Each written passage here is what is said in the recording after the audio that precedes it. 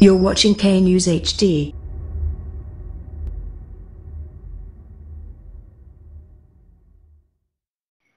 السلام علیکم، آپ دیکھ رہے ہیں کے نیوز چینل۔ خبر شامل کرتے ہیں وزیرا سے ہمارے نمائندے شہباز اتاری کی رپورٹ کے مطابق کرونا وائرس کے خطرات کے پیش نظر حکومت کی اپیل پر دیگر شہروں کی طرح وزیرا میں بھی تجارتی مراکز مکمل طور پر بند ہیں، جبکہ میڈیکل اسٹورز مالکان عام ماسک اور سینیٹائزر مہنگے داموں اور بلیک میں فروخت کر رہے ہیں، جن میں انتظامیہ تاحال کنٹرول کرنے میں ناکام ہے۔ سرجیکل ماسک 30 روپے جبکہ سینیٹائزر 270 روپے ہیں فروخت ہو رہا ہے، جبکہ بعض میڈیکل اسٹور پر زیادہ منافع کمانے کی خاطر ماسک غائب کر دیے گئے ہیں۔